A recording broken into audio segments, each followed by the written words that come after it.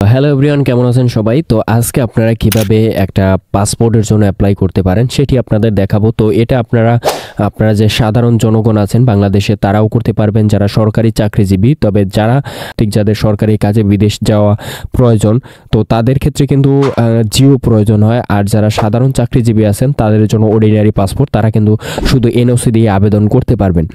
তো যারা এনওসি দিয়ে আবেদন করবেন এবং যারা সাধারণ জনগণ আছেন বাংলাদেশে তারা যেভাবে আবেদন করবেন পুরোটা আজকে দেখিয়ে দেবো। আপনারা সম্পূর্ণ ভিডিওটা জুড়ে আজকের সাথে থাকবেন, তাহলে আপনারা এ টু জেড বুঝে যাবেন। প্রতিটি বিষয় আপনাদের এ টু জেড আমি ভালোভাবে বুঝিয়ে দিব।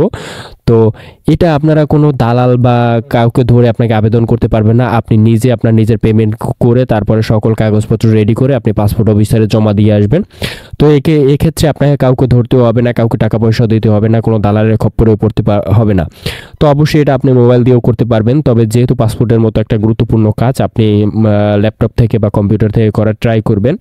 তারপরেও আপনার যদি এমার্জেন্সি কোনো যদি না পারেন সেক্ষেত্রে আপনি এই মোবাইল থেকেই করবেন। তো কিভাবে করবেন, তো আপনারা ডেসক্রিপশন বক্সে লিঙ্ক পাবেন, অথবা আমি এখান থেকে লিখে দিচ্ছি। সর্বপ্রথম আপনারা ক্রোম ব্রাউজারে যে কোনো একটা ব্রাউজার ওপেন করে আপনারা ই পাসপোর্ট লিখে সার্চ করবেন। তো ই পাসপোর্ট লিখে সার্চ করে বাংলাদেশের যে অফিসিয়াল ওয়েবসাইট epassport.gov.bd এখানে চলে আসবে। তো এখানে আসার পরে এখানে কিন্তু ওয়েবসাইটে আপনারা প্রবেশ করবেন। প্রবেশ করার পরে এখানে অনেক একটা অপশন পাবেন। তো apply for online passport reissue, এখানে আপনারা ক্লিক করবেন। তো ক্লিক করার পরে এখানে are you applying for Bangladeshi, অর্থাৎ আপনি কি বাংলাদেশ থেকে অ্যাপ্লাই করতেছেন। যদি আপনি প্রবাসী হন সেক্ষেত্রে নো সিলেক্ট করে দিবেন। তো আমি যেহেতু বাংলাদেশ থেকে অ্যাপ্লাই করতেছি ইয়েস দিচ্ছি, তারপরে সিলেক্ট ইউর প্রেজেন্ট অ্যাড্রেস। তো এখানে দেখুন, এখানে কিন্তু আপনি পার্মানেন্ট না, আপনাকে প্রেজেন্ট, আপনি বর্তমানে যেখানে আছেন সেটা আপনার বর্তমানে ঢাকা যেখানে আপনি বর্তমানে আছেন সেই অ্যাড্রেসটা দিয়ে দেবেন। তো আমি আছি যেহেতু বরিশালে, আমি বরিশাল সিলেক্ট করতেছি। তারপরে এখানে দেখুন যে select police station nearest present address. তো আপনার আশেপাশে যেগুলো পুলিশ স্টেশন আছে সেগুলো আপনি সিলেক্ট করবেন। তো এখানে কিন্তু অনেকগুলা কিন্তু পুলিশ স্টেশন আছে। তো এখানে আমার কোতোয়ালি মডেল এইটা হলো কাছে হয়, তো আমি এটা দিয়ে দিচ্ছি। দেওয়ার পরে এখানে কন্টিনিউতে ক্লিক করব। তারপরে এখানে আপনার একটা ইমেল অ্যাড্রেস দিয়ে দিবেন, একটা ভ্যালিড ইমেল অ্যাড্রেস দিয়ে দিবেন। তো অবশ্যই ইমেল অ্যাড্রেসটা যেন সঠিক হয়, কারণ ইমেল অ্যাড্রেসে আপনার একটা ভেরিফিকেশন লিঙ্ক দেওয়া হবে। তো আমি আমার ইমেল অ্যাড্রেসটা এখানে বসিয়ে দিচ্ছি। তারপরে এখান থেকে আমি আই এম এ হিউম্যান এটা আমরা ক্লিক করব। ক্লিক করার পরে আমরা কন্টিনিউতে ক্লিক করব। এরপরে আমরা কন্টিনিউতে ক্লিক করব। কন্টিনিউ করার পরে সামথিং রং দেখাচ্ছে, তো সরি ঠিক হয়ে গেছে।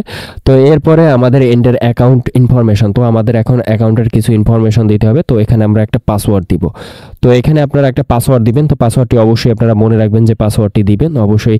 তো পাসওয়ার্ডকে আপনারা ক্যাপিটাল লেটার, তারপরে স্মল লেটার, তারপরে সিম্বল, তারপরে আপনার যে সংখ্যা, এগুলো মিশ্রিত একটি পাসওয়ার্ড দিবেন। তো আমি একটা পাসওয়ার্ড দিয়ে দিচ্ছি। তো এরপরে এখানে রিপিট পাসওয়ার্ডের জায়গায় এখানে আপনাকে পাসওয়ার্ডটি রিপিট করতে হবে। তো আমি পাসওয়ার্ডটি দিয়ে দিচ্ছি।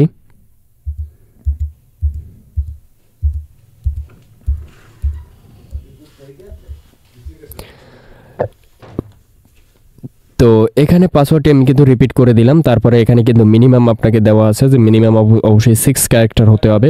এখানে কিন্তু আপনাকে 1 লোয়ার লেটার, আপার কেস, তারপরে এগুলো দিতে হবে। এখানে কিন্তু দেওয়া আছে, আপনাদের বলেই দিয়েছি। তো এখানে হলো এখানে ফুল নেম, তো এটা ফুল নেম, এখানে আপনি এখন কিছু দিতে পারবেন না। তো এরপরে হলো আপনার গিভেন নেম, সারনেম। তো এখানে সারনেম আপনাকে অবশ্যই দিতে হবে। তারপরে গিভেন নেমে আপনার অপশনাল দিলেও হবে, না নিলেও হবে। তো আমি এখানে আমার ফুল নেমটি আমি সারনেমে দিয়ে দিচ্ছি। তো এখানে আমার নামটি দিয়ে দিচ্ছি। তো এখানে অবশ্যই আপনার এনআইডি কার্ড অনুসারে দেবেন, কারণ এনআইডি কার্ড পরবর্তীতে যদিও চেঞ্জ করা যায়, বাট তারপর আপনি অবশ্যই এনআইডি কার্ড অনুসারে দিবেন। তো পরবর্তীতে অ্যাপ্লিকেশনের সময় কিন্তু এইটি আপনার শো করবে। তো এই জন্য অবশ্যই আপনারা এনআইডি কার্ড অনুসারে দিবেন। তো এনআইডি কার্ড অনুসারে দেওয়ার পরে এরপরে আপনার মোবাইল নাম্বার দিবেন। তো এখান থেকে বাংলাদেশ অটোমেটিক সিলেক্ট আছে। তো এরপরে জিরোর পরে আপনার মোবাইল নাম্বারটি দিয়ে দিবেন, জিরোর পর থেকে লিখবেন। তো এরপরে হলো আই এম হিউম্যান, এখানে ক্লিক করবেন। তারপরে ক্রিয়েট অ্যাকাউন্ট ক্লিক করবেন। তো এরপরে কিন্তু এটাকে আমি আমার ব্রাউজারে সেভ করে নিচ্ছি। তারপরে এখানে কিন্তু দেখুন যে ইউর সেন্ড এ ইমেল। এখন আমাকে জিমেলটা আমরা চেক করব। তো আমরা জিমেলটা চেক করে নিচ্ছি।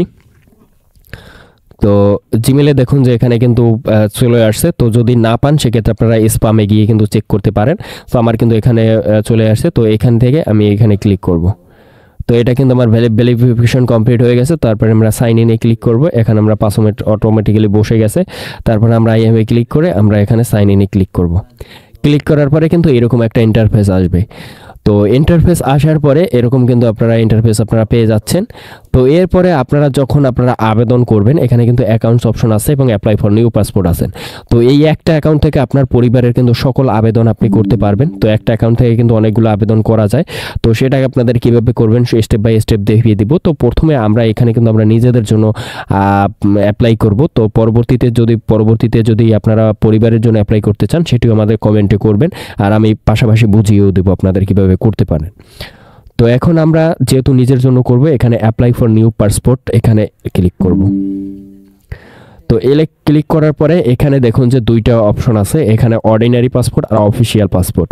তো অর্ডিনারি হলো আপনারা যারা এনওসি দিয়ে আবেদন করবেন, এবং যারা সাধারণ জনগণ আছেন সরকারি চাকরিজীবীদের মধ্যে যারা এনওসি দিয়ে আবেদন করবেন নিজের ব্যক্তিগত কাজের জন্য, এবং যারা অর্ডিনারি মানে সাধারণ জনগণ যারা আছেন তারা অর্ডিনারি পাসপোর্ট করবেন। আর অফিসিয়াল পাসপোর্ট হলো এটা যারা বাংলাদেশের বড় বড় পদে যারা থাকেন এবং যাদের সরকারি কাজের জন্য বিদেশ ভ্রমণ করতে হয়, সরকারি কাজের জন্য সরকারি অনুমতি যাদের জিও আছে, তারা কিন্তু অফিসিয়াল পাসপোর্ট পেয়ে থাকেন। তো তারা কিন্তু অফিসিয়াল পাসপোর্ট করবেন। তো যেহেতু আমি সরকারি চাকরিজীবী, সেহেতু আমার অর্ডিনারি পাসপোর্ট আমি করব আমার এনওসি দিয়ে। তো আমি অর্ডিনারি পাসপোর্টে ক্লিক করে তারপরে সেভ অ্যান্ড কন্টিনিউতে ক্লিক করব। তো এখানে হলো আপনাদের হলো এখানে দেখুন যে আপনি নিজের জন্য যদি অ্যাপ্লাই করেন সেক্ষেত্রে এইটা টিকমার্ক করবেন, আর যদি নিজের জন্য অ্যাপ্লাই না করেন অন্যের জন্য করেন, পরিবারের যদি জন্য করেন, সেক্ষেত্রে কিন্তু আপনি এটা টিকমার্ক করবেন না। তো আমি যেহেতু নিজের জন্য পাসপোর্টে অ্যাপ্লাই করব, তো সেজন্য আমি এখানে I am apply for myself এখানে ক্লিক করব। তো এখানে ক্লিক করার সাথে দেখুন যে আমাদের অটোমেটিক্যালি আমাদের নাম কিন্তু বসে গেছে, আমাদের নাম এগুলো নাম্বার এগুলো কিন্তু অটোমেটিক্যালি অনেকগুলো কিন্তু বসে গেছে। এগুলো কিন্তু আমরা অ্যাকাউন্ট ক্রিয়েশনের সময় ফিল আপ করেছি, সেইভাবে কিন্তু বসে গেছে। তো আপনারা অবশ্যই অ্যাকাউন্ট ক্রিয়েশনে যখন নাম দিবেন তো অবশ্যই আপনারা এনআইডি অনুসারে দেবেন, কারণ এনআইডি অনুসারে যদি আপনি নাম না দেন সেক্ষেত্রে কিন্তু পাসপোর্টে কিন্তু অনেক সময় ঝামেলায় পড়তে হয়। তো এই জন্য অবশ্যই ঝামেলায় পড়বেন যদি এনআইডি নাম অনুসারে যদি একটা অক্ষরও ভুল হয়। তো এই জন্য অবশ্যই নামটা অবশ্যই সঠিকভাবে এনআইডি অনুসারে দেখে নেবেন। তারপরে এখানে সিলেক্ট জেন্ডার, আপনি মেল হলে মেল, ফিমেল হলে ফিমেল, আদার্স হলে তো যার যেটা জেন্ডার সেটা দেবেন। আমি মেল এখানে সিলেক্ট করতেছি। তারপরে এখানে কিন্তু গিভেন নেম এখানে কিন্তু এটা দেওয়া যাবে না, এখানে দেখুন যে এটা ফুললি আনঅ্যাভেলেবল দেখাচ্ছে। এখানে সারনেম কিন্তু দেওয়া আছে। তারপরে এখান থেকে এখানে দেখুন দেওয়া আছে সিলেক্ট ইওর প্রফেশন। তো এখানে কিন্তু আপনি আপনার প্রফেশন সিলেক্ট করবেন। তো এখান থেকে আপনি আপনার পেশা খুঁজে নেবেন। তো এখানে কিন্তু অনেকগুলো পেশা আছে, আপনি প্রথমে খুঁজবেন যে আপনার পেশা পান কিনা। তো এখানে কিন্তু দেওয়া আছে দেখুন যে এর আন্ডারে কিছু অ্যাকাউন্টেন্ট, তারপরে এখানে দেখুন যে আর্টিস্ট, তারপরে এখানে দেওয়া আছে ব্যাংকার, তারপরে এখানে কিন্তু অনেকগুলো আছে। দেখুন যে এখানে বিজনেসম্যান, তো এখানে কিন্তু অনেকগুলো আছে। তারপরে কুক, ডক্টর, ড্রাইভার, ফার্মার, তো এগুলো কিন্তু অনেকগুলোই দেওয়া আছে। তো এখানে কিন্তু সবগুলোই দেওয়া আছে, পলিটিশিয়ান, তারপরে এখানে কিন্তু অনেকগুলো সার্ভিস এর নাম দেওয়া আছে। আমি যেহেতু গভর্নমেন্ট যারা চাকরি করেন, যারা এনওসি দিয়ে আবেদন করবেন, তো আমি এখানে গভর্নমেন্ট সার্ভিস দিয়ে দিলাম। তারপরে সিলেক্ট রিজিয়ন, তো এখান থেকে আপনি যে রিজিয়ন থেকে আপনি যেখান থেকে আপনার যে ধর্ম সেটি আপনি এখান থেকে সিলেক্ট করবেন। তো আপনার যে ধর্ম আছে সেটি আপনি সিলেক্ট করবেন। তো এখান থেকে হলো 10 তারিখ, তো এখানে কিন্তু 10/1/2003 হয়ে গেছে। তারপরে হলো এখান দেখুন সিলেক্ট ইওর টাইপ সিটিজেনশিপ। তো এখানে কিন্তু আপনি মানে বাংলাদেশের নাগরিক কিভাবে, বাই বার্থ, বাই, তারপরে এখানে দেওয়া আছে। তো এখান থেকে আপনার যেটা আপনি যেভাবে আসছেন, যেভাবে দেশের নাগরিক হয়েছেন সেটা আপনি দিয়ে দিবেন। তো এখান থেকে আমি জন্মসূত্রে বাংলাদেশের নাগরিক, এজন্য বাই বার্থ দিয়ে দেবো। তো আপনারা যারা অবশ্যই আবেদন করবেন আপনারা বাই বার্থ ছুটতে দিবেন, যারা জন্ম থেকে আপনারা জন্মগতভাবে বাংলাদেশি। তারপরে সেভ অ্যান্ড কন্টিনিউতে ক্লিক করব। ক্লিক করার পরে এরপরে এখানে দেখুন যে পার্মানেন্ট অ্যাড্রেস, অর্থাৎ আপনার যে পূর্বে যে আপনি যেখানে পার্মানেন্টলি বসবাস করেন সেইখানের অ্যাড্রেস আপনাকে দিতে হবে।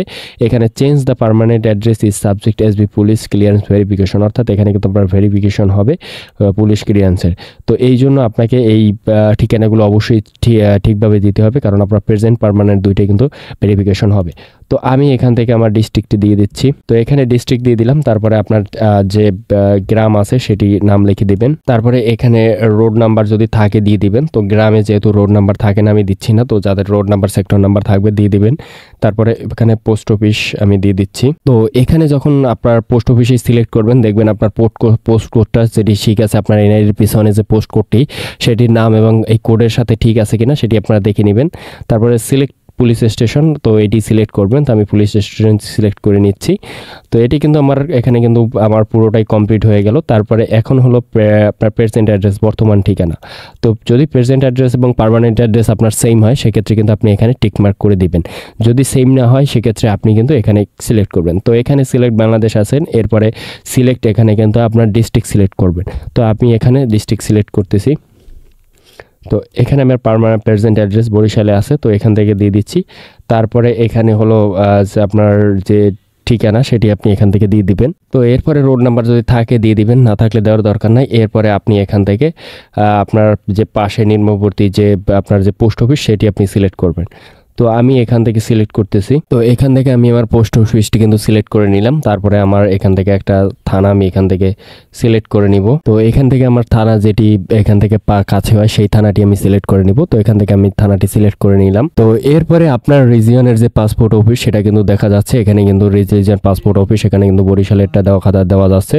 আপনি আপনার আবেদন পাসপোর্ট অফিস ব্যতীত অন্য কোথাও পাসপোর্ট অফিসে জমা বা বাতিল করতে পারবেন না। আবেদন জমাদানের জন্য পাসপোর্ট অফিসে নাম বর্তমান ঠিকানার উপর নির্ভর করবে। তো এখানে কিন্তু সবকিছু আপনি এখান থেকে দেখে অবশ্যই আপনি পূরণ করবেন। অবশ্যই ধৈর্য সহকারে এটা করবেন আপনি দেখে। তারপরও আমি ভালোভাবে সঠিকই দিয়েছি। তারপর আমি একবার চেক করছি, আপনি অবশ্যই চেক করবেন। তারপরে সবকিছু ঠিক থাকলে এখান থেকে সেভ অ্যান্ড কন্টিনিউতে ক্লিক করবেন। তো এরপরে হলো এখান থেকে আপনার এনআইডি যে নম্বরটি আছে, আপনার স্মার্ট কার্ড বা অনলাইন কপি যারা পেয়েছেন তাদের এনআইডি নম্বরটি আপনি এখানে বসিয়ে দিবেন। তো এখান থেকে আমি আমার এনআইডিটি দিয়ে দিলাম। তারপরে এখান থেকে নিচে দেখুন এখানে কিন্তু একটা লেখা আছে যে you have a machine readable passport, অর্থাৎ আপনার কি এমআরপি আগে পূর্বে পাসপোর্ট আছে কি না। তারপরে yes I have electronic passport. তো আপনার যদি এমআরপি পাসপোর্ট অথবা ইলেকট্রনিক পাসপোর্ট পূর্বে থেকে থাকে তাহলে আপনি সেইটা সিলেক্ট করবেন। আর আপনি যদি একদম নতুন হয়ে থাকেন সেক্ষেত্রে এখান থেকে no I have don't any passport এটাই ক্লিক করবেন। তো আমি এখান থেকে I have don't any passport এটা আমি ক্লিক করলাম। তারপরে এটা আমি এখান থেকে কিন্তু সিলেক্ট করে নিলাম। তারপরে এখান থেকে আমার কিন্তু আমার যে ন্যাশনাল আইডি এগুলো কিন্তু সব কিছু এখান থেকে কিন্তু দেখা যাচ্ছে। তো নো আই হ্যাভ এটা আমি সিলেক্ট করলাম। তারপরে এখান থেকে আমি সিলেক্ট করব। তারপরে সেভ অ্যান্ড কন্টিনিউ এখানে আমি ক্লিক করব। তো এখন আপনাকে আপনার পিতামাতার যে পার্সোনাল ইনফরমেশন সেটি দিতে হবে। তো এখানে আপনার পিতার যে নামটি আছে, আপনার পিতার এনআইডি বা আপনার এনআইডি অনুসারে সেগুলো দিয়ে দিবেন। যদি আপনার এনআইডি বা পিতার এনআইডি মিল না থাকে সেক্ষেত্রে আপনার এনআইডিটি যেটি আসে সেটি আপনি দিয়ে দিবেন। তো এরপরে আপনার সিলেক্ট যে প্রফেশন আপনার বাবা কি ব্যবসায় আছে সেটি আপনি এখান থেকে সিলেক্ট করবেন। তো আমি এখান থেকে ফার্মার সিলেক্ট করতেছি। তারপর ন্যাশনালিটি বাংলাদেশি। তারপরে হলো এখান থেকে তার এনআইডি নাম্বার, তার ভোটার আইডি কার্ড দেখে আপনি এটা বসিয়ে দিতে পারেন। তো এটা আপনার বসালেও হবে, না বসালেও হবে, তো এটা অপশনাল। তো আমার যেটা হলো আমি এখান থেকে দিয়ে দিচ্ছি, যেহেতু আছে আমার কাছে তো সেহেতু আমি এখান থেকে এনআইডি নম্বরটি বসিয়ে দিচ্ছি। তো এখান থেকে বাবার ইনফরমেশন দিয়ে দিচ্ছি। তো এরপরে হলো আপনার মায়ের যে ইনফরমেশন সেটি আপনি এখান থেকে বসিয়ে দিবেন। তো মায়ের ইনফরমেশনও আপনার নিজের এনআইডি কার্ড অনুসারে আপনি দিয়ে দিবেন। তো এখান থেকে আমি আমার মায়ের ইনফরমেশন সেগুলো আমি দিয়ে দিচ্ছি। তো এরপরে হলো মায়ের প্রফেশন সিলেক্ট করবেন। তো এখান থেকে আমি হাউসওয়াইফ দিয়ে দিচ্ছি। তারপরে সে জন্মসূত্রে বাংলাদেশি সেটা আমি দিয়ে দিচ্ছি, জন্মসূত্রে বাংলাদেশি। তারপরে এখান থেকে ন্যাশনাল আইডি কার্ড নাম্বার এটা দিলেও হবে, না দিলেও হবে, আমার যেহেতু আমার কাছে আছে তাই আমি দিয়ে দিচ্ছি, এটা অপশনাল। তো এটা দিয়ে দিলাম।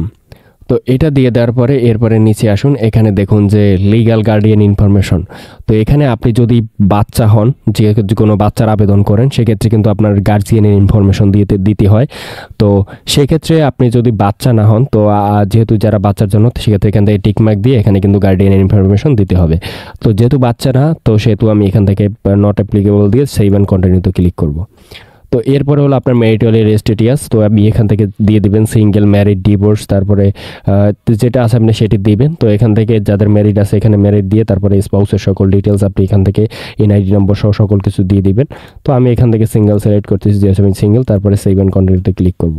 তারপর হলো save and emergency contract relationship, অর্থাৎ এখান থেকে আপনি আপনার নম্বরে যদি ফোনে না পাওয়া যায় সেক্ষেত্রে কার সাথে কন্ট্যাক্ট করতে পারবে, তারপর আমি সেটি দিয়ে দিচ্ছি। তো এখান থেকে আমি আমার ফাদারটা দিয়ে দিচ্ছি। তো আমি এখানে ফাদার সিলেক্ট করতেছি। তো ফাদারের নাম কিন্তু অটোমেটিক্যালি আমার চলে আসছে, পূর্বেই যে সিলেক্ট করেছিলাম সেই জন্য কিন্তু চলে আসছে। তো এখান থেকে তার সিলেক্ট ডিস্ট্রিক্ট আমি সে আছে কোথায়, এখন তার অ্যাড্রেস কোথায় সেটা দিয়ে দিব। তারপরে তার গ্রামের নাম দিয়ে দিব। তারপরে এখান থেকে সিলেক্ট পোস্ট অফিস। তো এখান থেকে আমরা পোস্ট অফিসটি সিলেক্ট করব। তো পোস্ট অফিস সিলেক্ট করার পরে এরপরে আমরা পুলিশ স্টেশনটি সিলেক্ট করব। পুলিশ স্টেশন সিলেক্ট করে দিলাম। তার ইমেল অ্যাড্রেস থাকলে দিবেন, না থাকলে দেওয়ার দরকার নাই, তো আমি দিচ্ছি না। তারপরে এখানে কিন্তু মোবাইল নম্বরটি অবশ্যই দিতে হবে। তো মোবাইল নম্বরটি কিন্তু আমি দিয়ে দিচ্ছি, আমার বাবার যে মোবাইল নম্বরটি আছে সেটি আমি এখান থেকে দিয়ে দিব। তো এখান থেকে কিন্তু কন্ট্যাক্ট নাম্বারটি সিলেক্ট করলাম। সিলেক্ট করার পরে এখান থেকে যদি তার ফোনে যদি একটা SMS দিতে চান, send applicant information also phone number, তো যদি তার মোবাইলে যদি একটা SMS পাঠাতে চান সেক্ষেত্রে এটাই ক্লিক করবেন। যদি না পাঠাতে চান সেক্ষেত্রে দরকার নাই, তো আমি দিচ্ছি সিলেক্ট করে তারপরে সেভ অ্যান্ড কন্টিনিউতে ক্লিক করব।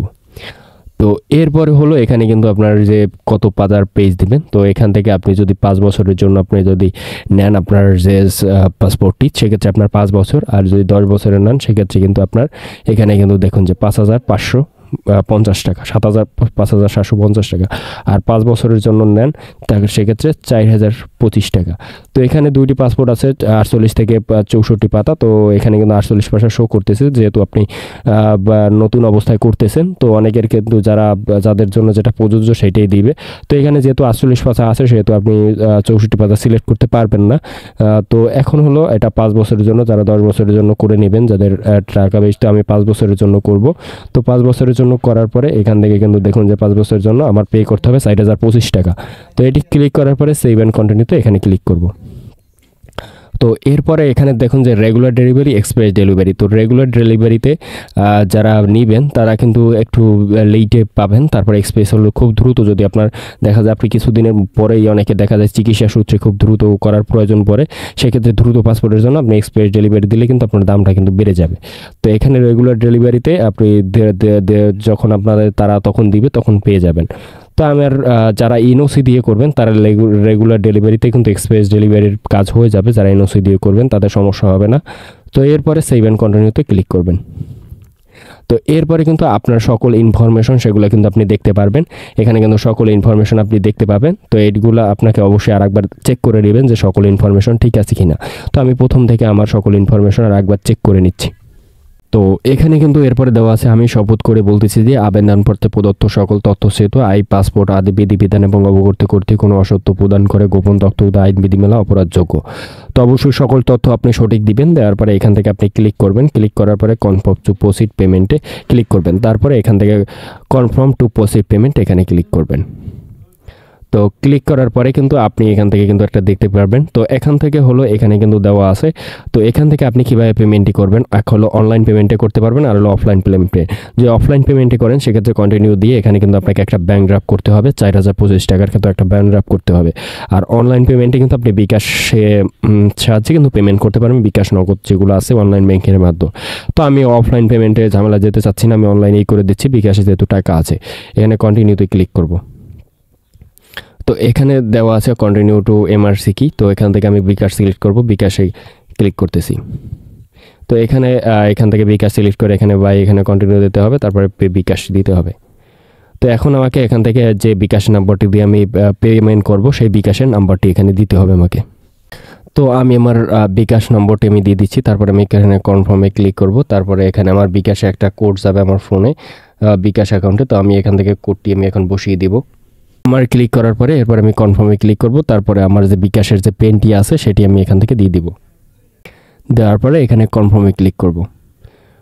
কনফার্মে ক্লিক করার পরে কিন্তু আমার বিকাশ থেকে আমার যে টাকার যে পেমেন্টটি সেটি কিন্তু আমার এখান থেকে কেটে নিয়ে যাবে। তো এখান থেকে কিন্তু আমার অনলাইন পেমেন্ট কিন্তু কমপ্লিট হয়ে গেছে। এটা ওকেতে ক্লিক করব। তো এখানে কিন্তু দেখুন যে আমাদের অ্যাপ্লিকেশন কিন্তু সাবমিটেড হয়েছে এবং আমাদের পেমেন্ট কিন্তু সাকসেসফুলি হয়ে গেছে। তো প্রথমে কিন্তু আমাদের সাকসেসফুল দেখাইছিল না। তো এরপরে আমরা এখান থেকে পেমেন্ট সামারি এবং ডাউনলোড অ্যাপ্লিকেশন ফর্ম পেন্ডিং এই দুটোই আমরা ডাউনলোড করব। তো এখান থেকে আমরা এটাকে একটা নতুন ট্যাবে ওপেন করতেছি। তো এটাকে আমরা প্রিন্ট করে নিব। তো এখান থেকে আমরা এটাকে একটা ফোল্ডারে সেভ করে নিই। তো ওখানে একটা আমরা নাম দিয়ে দিব।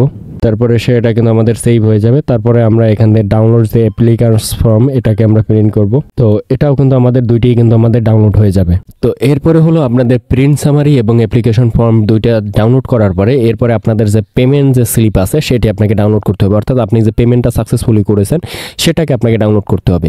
তো এই জন্য আপনাদের যে এখানে অনলাইন যে রেজিস্ট্রেশন আইডিটি আছে, তো এই জন্য আপনাদের যে অনলাইন যে রেজিস্ট্রেশন আইডি আছে এইটি আপনাদের কপি করতে হবে। তো এই যে অনলাইন রেজিস্ট্রেশন আইডিটি আছে এটা আমি কপি করে নিলাম। তো এটাকে কপি করে নিয়ে এরপরে আপনাকে যেতে হবে উপরে যে পাসপোর্ট সি অপশনটিতে আছে পাসপোর্ট ফিস, এখানে যাবেন। এখান থেকে আপনারা এখানে আসার পরে আপনারা এখানে দেখুন যে online payment visa master card এখানে দেওয়া আছে। তো ডাউনলোড পেমেন্ট স্লিপ, এখান থেকে এই ক্লিক হেয়ারে ক্লিক করবেন। তো এখানে ক্লিক করার পরে আপনাকে কিছুক্ষণ লোড নেবে। তো এখানে কিন্তু দেখুন যে এখানে কিন্তু লোডিং হচ্ছে ইকিয়াপে থেকে। তারপরে এখান থেকে এটা কেটে দিবেন। তারপরে এখান থেকে আপনি পাসপোর্ট যে অ্যাপ্লিকেশন এটাকে ক্লিক করবেন। এটাই ক্লিক করার পরে এখানে যে আইডিটি আছে সেটা এখানে পেস্ট করে দেবেন। পেস্ট করার পরে জমা দিনে ক্লিক করবেন। তো এটা কিছুক্ষণ লোডিং হওয়ার পরে কিন্তু আমাদের পেমেন্ট রসিদটি কিন্তু চলে আসছে। এখানে দেখুন যে আমাদের টাইম, ডেট এবং ট্রানজ্যাকশন আইডি সব কিছুই দেওয়া আছে, মোবাইল নম্বর এবং গ্রাহকের নাম, ই পাসপোর্ট এবং আমাদের লেনদেন কিন্তু 4000 কয় টাকা হয়েছে। তারপরে এখান থেকে আমাদের লেনদেনের স্থিতি সাকসেস দেখাচ্ছে, অর্থাৎ আমার কিন্তু সাকসেস হয়ে গেছে।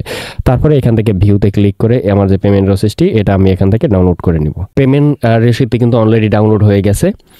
তো এখন এই 3টি কপি কিন্তু আমাদের অলরেডি ডাউনলোড হয়ে গেছে। এরপরে এই 3টি কপি আমরা যে কোনো কম্পিউটারের দোকানে গিয়ে আমরা এই 3টাকে প্রিন্ট করে নিব।